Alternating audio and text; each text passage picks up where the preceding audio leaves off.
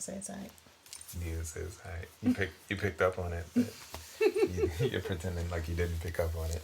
What? What? What? What are you talking about? Not the sharpest tool in the tool Oh, shed. you are the sharpest of them all. I know, but that's why I can play as if I'm You not. pretend like you're What? not.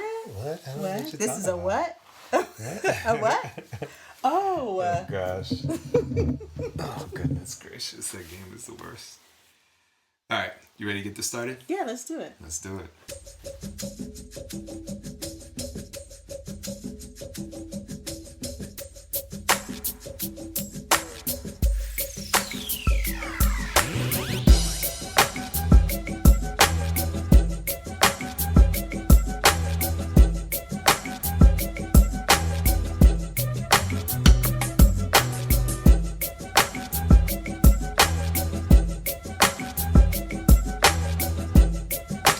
Well, ladies and gentlemen, welcome back to another episode of First off, it took a while, but we You made did it. it. We did it We together. did it. My name is Joseph, and I'm sitting here with my wonderful, beautiful wife, Sedona.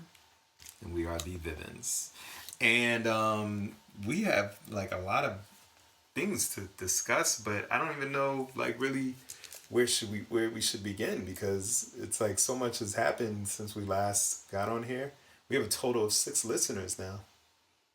I know, right? Coming up in the world, like Are they all elevators. family members? I don't know. I don't know. They're all just like out there. No, In I'm the kidding. ether. It's more than a 6. But, Okay, it's but 6 and a half. 6. I don't know what the half is. They have listened to the last podcast. They have The last listened. episode. But yeah, like we had an eventful weekend. We don't need to touch on that. We had Well, we put it up. we did put it up. Yeah. Yeah, we did put it up. So we could touch on that. Tonight was back to school night. Yes. You know, we have a 8th grader, rising 9th grader. Yeah, and it was kind of cool because Evie's sitting there, and I'm like, wow, she's basically getting a sneak peek and absorbing what she's going to be doing. She next sees year. the hallway. She sees the locker. She sees the Everything. changing of the classroom. Everything. It's like a full out experience. So yeah, I mean, I feel like there's other things too that I'm not even touching on. It's so funny seeing him walking through the halls. All the other students. Hey Ben. Hey Ben. Hey Ben. Hey Ben. Hey Ben. Even the teachers. The teachers. Hey Ben. Yes. The vice principal. Hey Ben. Right. The principal. It's everybody. And the thing about it is that he hates school so much. Meanwhile, he's out there doing his best. Big man on campus. I don't even say big man on campus, just the politician shaking everybody's hand, kissing babies. But it's like he might put up front that he doesn't like it, but when he's there, he's there. He's completely, but when he does. when he does. I was telling Evie about that the other day, that SNL sketch. Yes. She was like, because like I asked Did you her, explain to her the whole menstrual Oh, yeah, of course I did. cycle? Of course I did. Okay, interesting. what, do you really think I'm shy about things? No, like no, that? no. But it's just funny because you have to explain that in order to Yeah. explain the. Listen, all right, for our families and parents listening right now, But you need to give what the joke is too. I will. I have a policy with our kids where we answer any and all questions, That's as true. long as it's age appropriate. That's true. And so now In that a respectful way.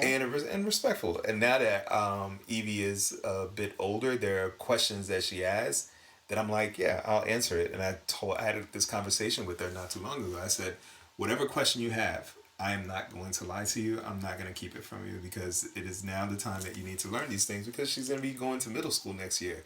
And we all know what middle school is like. Mm-hmm. We all know the kind of things that people talk about, and the misinformation out there. The and- misinformation is real. and it is, and the best way to combat that is to be as open a parent as you can, so that anything that they ask, any question that they have, they're not seeking it from their friends, answers from their friends. They're coming directly to you. Why?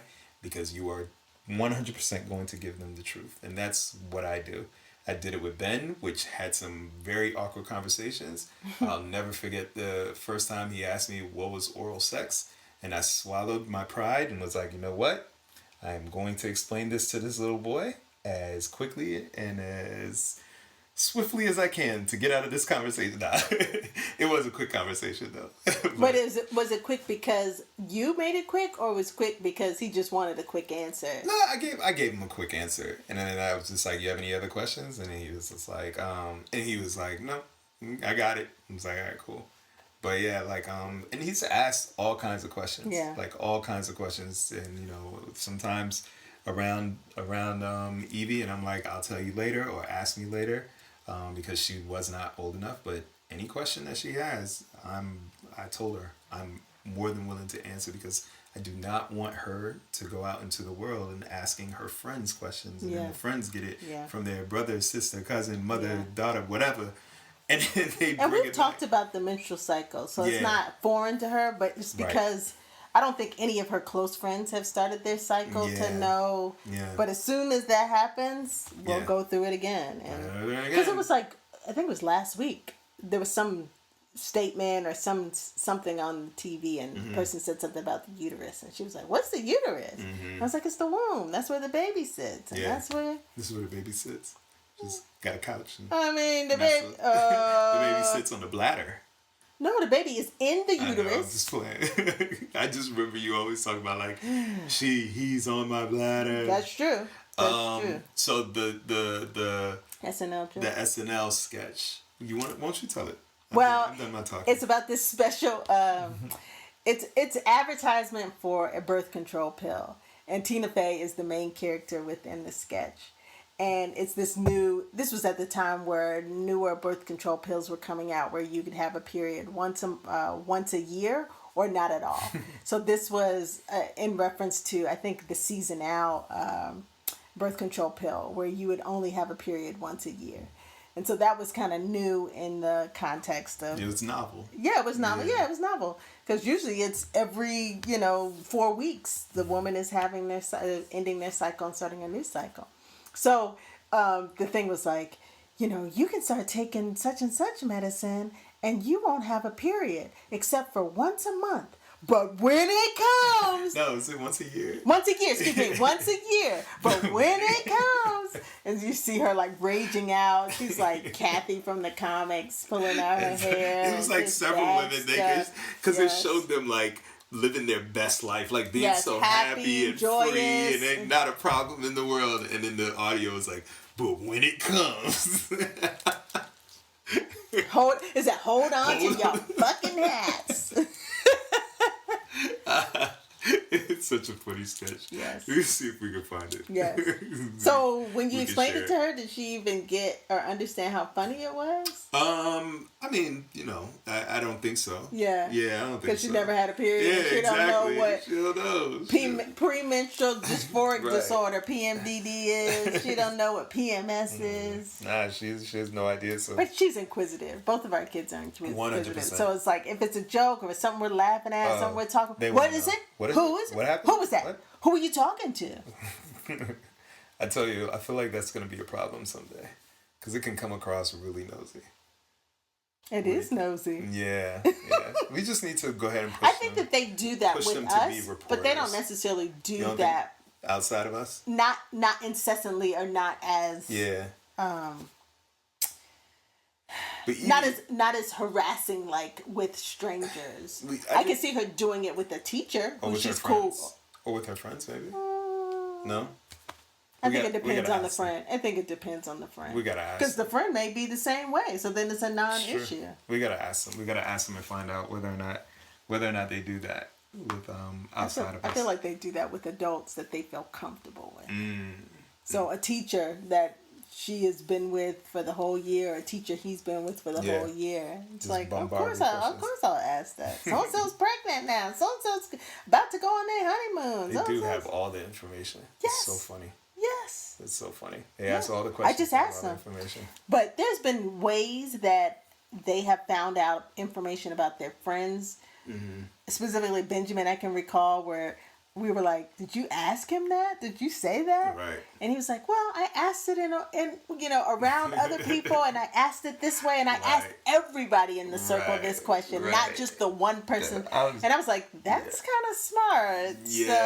Yeah. And also is putting people on the spot. Like, But he was like, I'm not going to put this one person on the spot. If I have a question for them, I'm going to ask every single one of my friends while that person Again, is there. very, very political, that kid. That's smart. Knows what he's doing. I'm not mad at that. I'm not mad at that. But let me ask you a parent question. Okay, that's good. So in the context of back to school night and seeing all these different kids Right. and what they have on, what they're wearing, what their personalities are. I'm not going to name it, but there was a celebrity this week that people were talking about, a 12-year-old celebrity female. Well, she's the daughter of a big-time celebrity. Okay.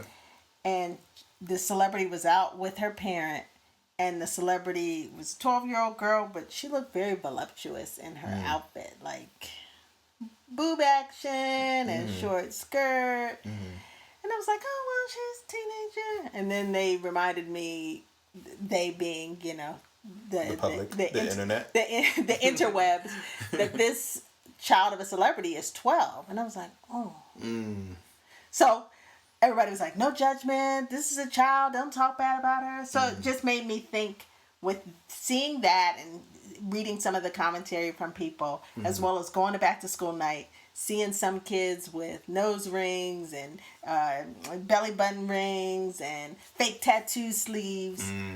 How much? They had fake tattoo sleeves? I missed that. There were kids that had fake tattoo sleeves? Well, interesting.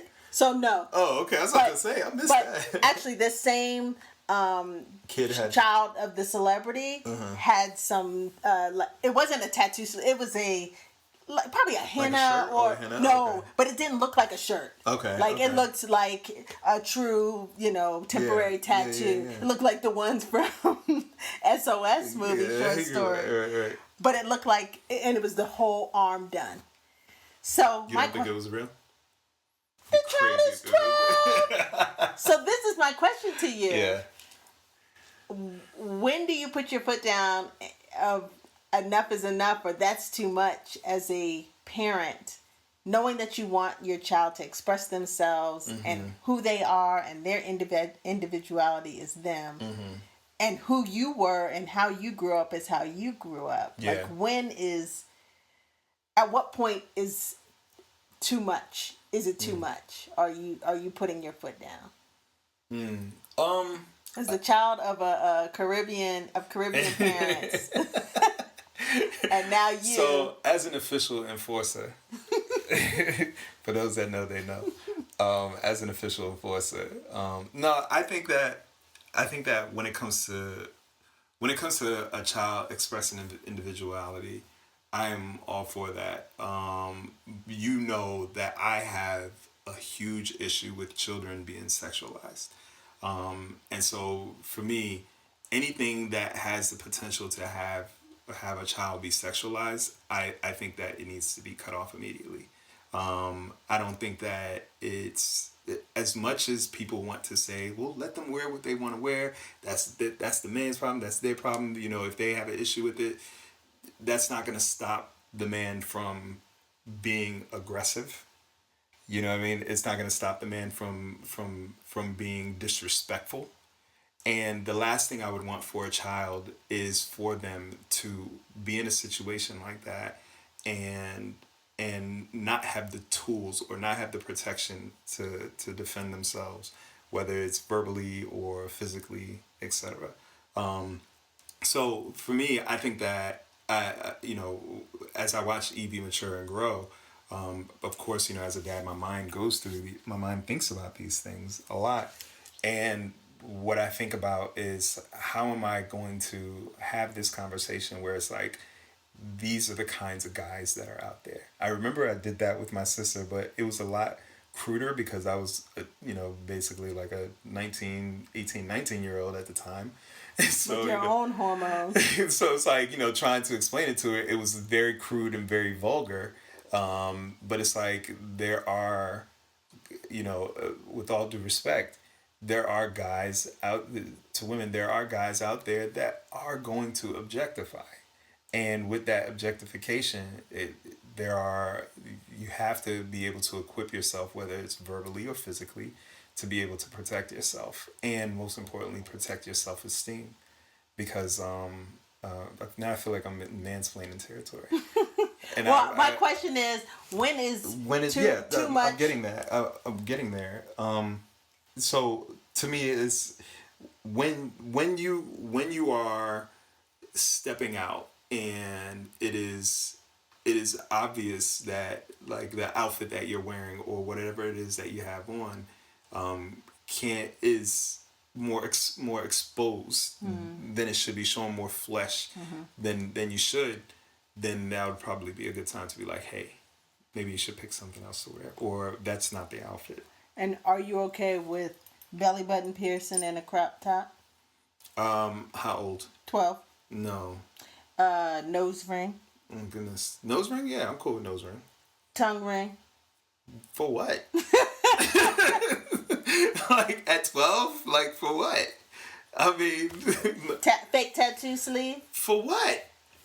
Because they like to express themselves.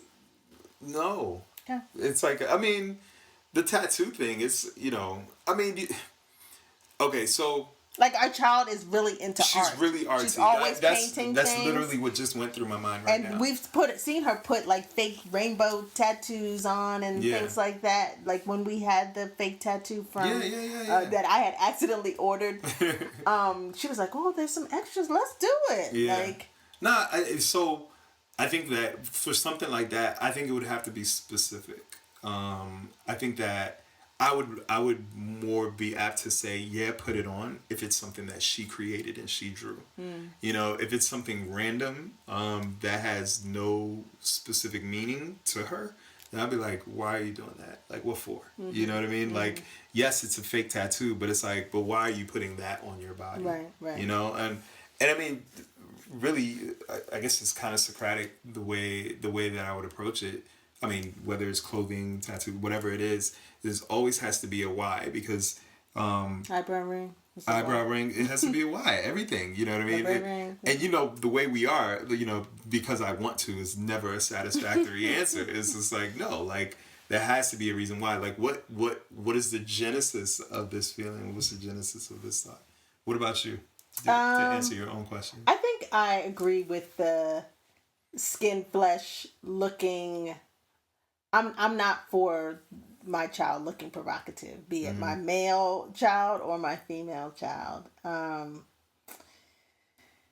I enjoy, it makes me think about how this week Benjamin was like, it's time to go back to school. I really want a whole bunch of graphic tees. And that's how he wanted to express himself in this school year. She likes certain outfits and things too. So I like that they both have their own sense of style. I'm for that. I don't have a problem if she wears a bikini to the pool. You don't like that. You preferred her to be in a one piece. Yeah. I don't see it as a big deal. But interesting enough, it just in reading these comments about the celebrity's child and just thinking through, okay, what does that look like for me as a parent and my child? It had me to remember that my parent didn't, or my mom specifically, didn't allow me to get my ears pierced until I was 12. I can't tell you to this day why, because my two older sisters had their ears pierced at a very young age. Because you were her baby. I was her baby. I was the last child. Like, no, I'm going to wait. Not that they had any allergic reactions, no keloids, nothing like that. It's just I got mine late. So funny enough, when I had my own child, my daughter, I was like, we're going to get her ears pierced when she's a baby. It's going to be a non-issue. Half the time, she don't even wear earrings. So how funny is that? Right. But I remember always asking, can I get my ears pierced now? Can I get my ears? And funny enough, now Evie wants a third hole in one of her ears, like in this hard cartilage area. So I think that it's worth having conversations with your children. Like, okay, what do you want to get? Now, why do you want to get it? Like, Evie now has a thing for overall jumpers, but specifically the ones that are dresses. And I think she just likes the ease of getting in and out of it, and they have cool designs to it. So I'm for that. And I know as she gets older, there's going to be different trends that she's even more into, be it crop tops. And so we'll just have to cross that bridge as it comes. But I'm with you in terms of showing cleavage. Yeah. in middle school and even in high school. But it's like you have to have those conversations because often you've seen it in movies and TV shows. The girls will leave out in one outfit and then they have a whole nother outfit in there. So I don't. That's why they have uniforms in schools now. So you want to have that dialogue so they're not feeling as if I need to sneak out with my cute top instead of having my regular top. Yeah. That's the joint where you go pick them up from school early and you're just like, what are you wearing? Who are you? Nah, like, no, to me, hypersexualizing children, I think it's a problem. I think, our society has a huge issue with that. And unfortunately, it's low-key ingrained. Like, if you think about the programming that we used to watch when we were teenagers, they would have basically adults acting like teenagers doing adult things. Yeah. You know what I mean? And so as a result, it's like you would watch shows like Dawson's Creek where it'd be like 30-year-olds pretending like they're 15, 16-year-olds and they're doing the most. Yeah. You know what I mean? Wearing the most. And it's just like, I love Dawson's Creek. I mean, that's just... For my lives to be over. That was a dope song. That was a dope theme song. We should do a whole episode about awesome theme songs from TV shows. I love that. That would be like, just like, go and remember, make a list of the top 5. You do your top 5, I do my top 5. We should do that. Okay, I'll do that. But yeah, like, I'm vehemently opposed to like children, and I emphasize children, like 18 and under. Well, 18 you're adult, so you're 17. 17, sorry. 17 and younger. Wearing things that are quote unquote provocative. Yeah. And it just, There's time. There's time for that. There's time. There's no rush. Like, they will be able to, and as they mature and they get older, they'll be more equipped to be able to defend themselves. So we're going to keep Evie in that jiu-jitsu. Facts. I wish I knew some martial arts growing up or some defense. I didn't learn that until I got older. and grateful that I didn't need to ever utilize it. Right. Living in the suburbs in Maryland. One thing I said was just like, I was just like, yo, like, if any dude try to cross her, she'll know how to knock him out. Take him down. Just like stop all oxygen to the brain and just run as fast as she can. Excellent. So that's what I want. So that was my parental That was your question. Yeah. Okay. So did I sound like I was mansplaining? No, I don't think so. Okay. But I was giving my opinion. I thought that you were going to bring up the fact that what your father said growing up in terms of you getting piercings or anything like that. I was waiting for that story. Well, it's funny you say that because, like, when we first moved to Montgomery County, I don't know what it was. Like, my parents just got into their head, like, Montgomery County is, like, posh and da-da-da-da. And so they used to send me to school in, like, dress clothes. And so guess what I did? This was in middle school. So guess what I did? You went to school and then you changed your outfit. What did you put on? Cross color? Jabot jeans? Coconut.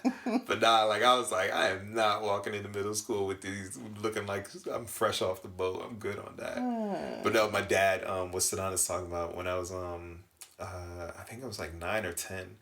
My dad said that if I ever got my ear pierced, he would cut off my ear. I was like, and I believed that well into my adulthood, to the point where it's like, to this day, like, I think about it, I'm like, would I get my ear pierced? Nah, I'm good. I'm good. Did you even want to get your ears pierced? No, it just came out the blues. It's like, you just decided that I'm going to let my boys know. I mean, at the time, I feel comfortable saying that at the time, much like a lot of adult black men at that time, they were homophobic. You know what I mean? Mm-hmm. So it's just like, for him, it was just like, okay, my son's getting his ears pierced. That means he's going to be gay. Let me go ahead and put a kibosh to that. You know what I'm saying? So, never mind, there's plenty of heterosexual men and homosexual men that have their ears pierced. But he was like, I'm going to shut that down right now. Not plenty of. And it's like the mental image, the mental picture of him, like, cutting your ear off. What does that say? The fact that I believed that he would do it, like it wasn't even a question. Thank God for therapy. It Thank God for wasn't therapy. even a question. It was just like, oh yeah, he gonna do that. He gonna do that. He gonna do that. I'm laughing, but it's painful laughing. I'm sorry. I'm sorry that you had to go through that. It's all good. Ain't nothing to go through. Don't you dare tell my son that. Oh, I never tell him that. What do I tell him that for? I just tell him I cut him off at the knees if he ever. No, I'm just like, what? No. Benjamin knows jujitsu, so he's gonna take you down. Believe that. He ain't taking me down. He needs a few more pounds for that. But nah. Yeah. So. No, thank you for that. Thank you for You're that welcome. question. Let's go ahead and move on to screen time. Okay. What have you been watching?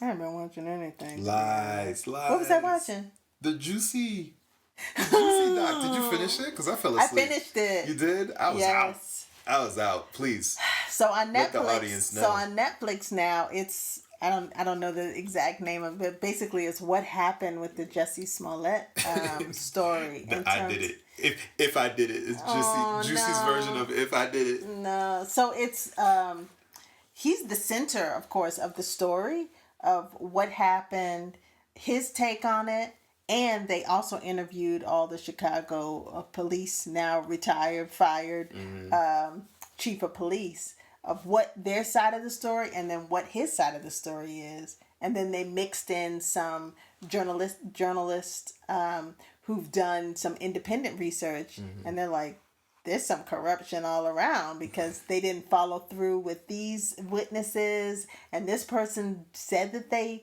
saw two white men who could have potentially harassed him and done what he stated that they did. And then the police were like, there's no way, we followed, it was the brothers. So there is the police side of the story, there's Jussie's part of the story, and then there's the truth. And how they left it, sorry for spoilers, was kind of like, now you decide what happened. But I appreciate it in the context of they did tell, I would say, 3 different sides. Because they had the journalists that weren't on either of the sides. Yeah. And then they had his side.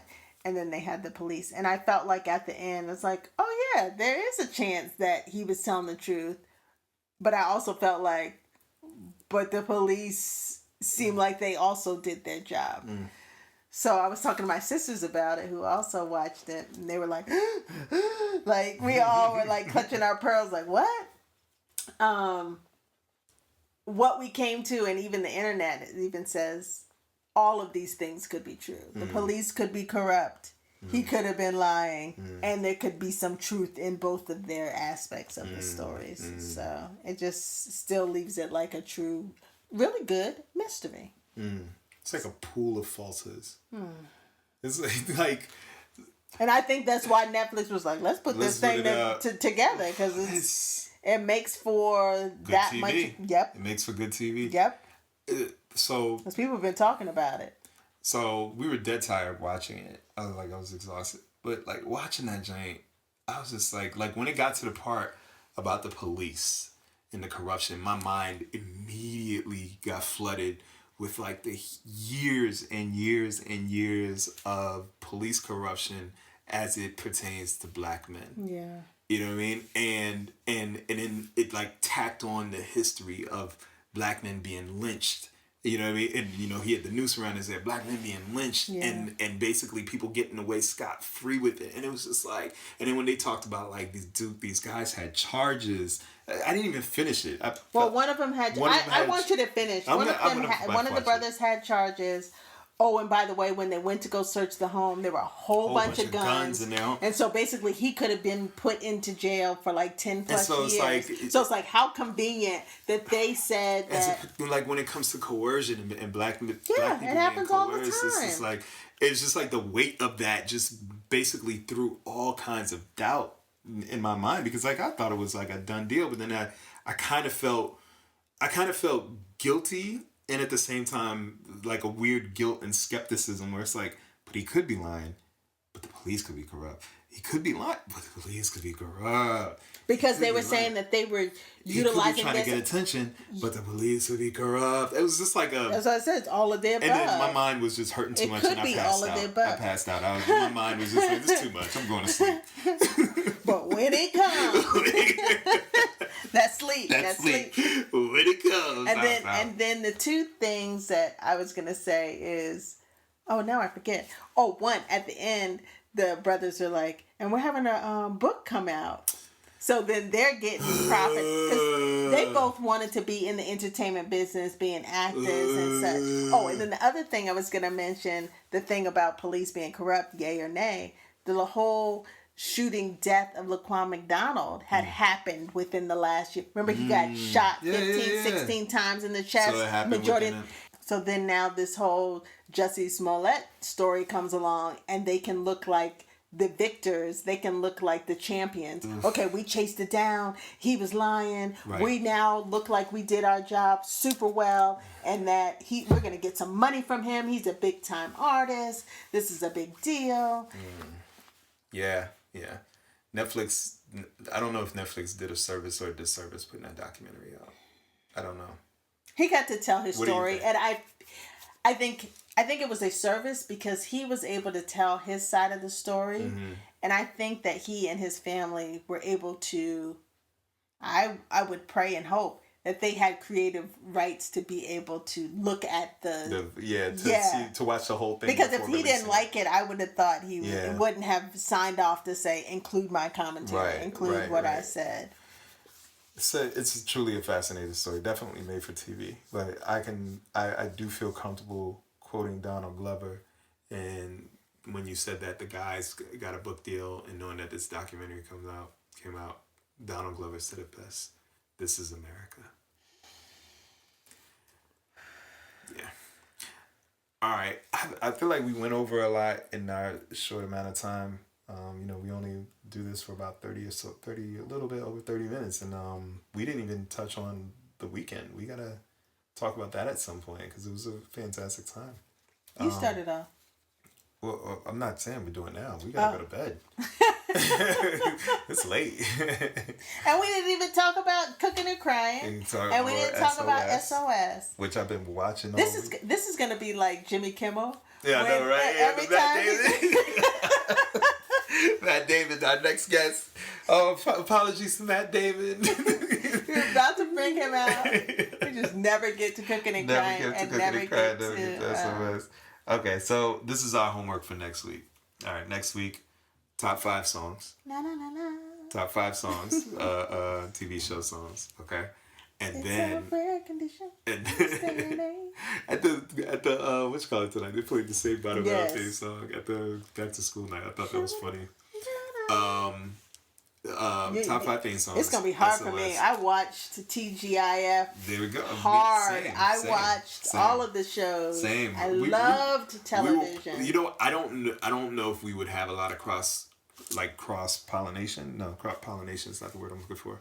But any crossing of the streams when it came to songs. Because you didn't watch Moesha? No. Not because I didn't watch Moesha. Mostly because a lot of the shows that I watched were 70s shows too. And early 80s shows. I feel like yours is more... No, not MASH. MASH was always boring to me. Does it have to have I feel like words? More of yours would... No, of course not. I feel like a lot of yours are going to be 90s songs. Mine is going to be 70s and 80s. Yeah.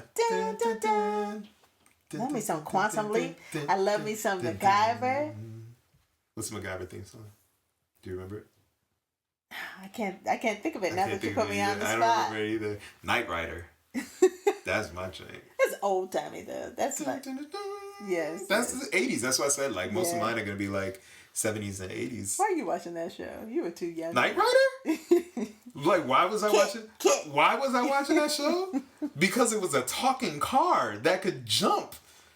Come on now, and that could ride on 2 wheels. Remember when it used to turn to the side and just cut through alleys? Come on, man. Why was I watching that show? Also, Michael Knight had that dope black jacket. You know what I mean? David Hasselhoff. I didn't care about what he looked like. It was the jacket, the car, the kit with the red light in the front. Come on, man. I can go on about Knight Rider all day. Thank you for being a friend. Boom, boom, boom, boom. You didn't watch that though. No, I didn't. But because I always thought it was boring. I was, a little kid, my mom watching that. But then as an adult, I started watching a couple episodes and I was cracking up. I was like, this show is hilarious. So yeah.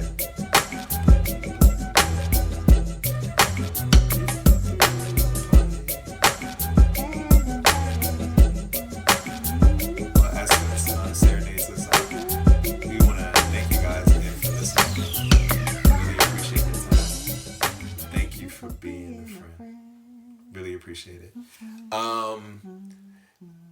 Please follow us on our socials. I am at. I don't think it was. That wasn't. It wasn't. They weren't deep. It was other shows. Yeah. And the guy who threw the paper up. The typewriter dude. Yes, he's done. He's finished writing for the day. I want a typewriter just so I can do that. Thank you guys so much for listening. We really appreciate it. Please follow us on all our social medias. You can follow us at First Off Podcast.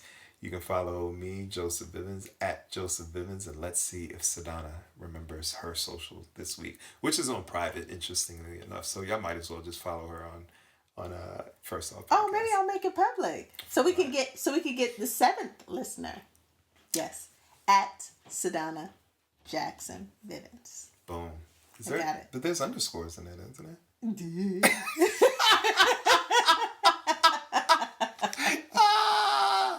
Oh my goodness.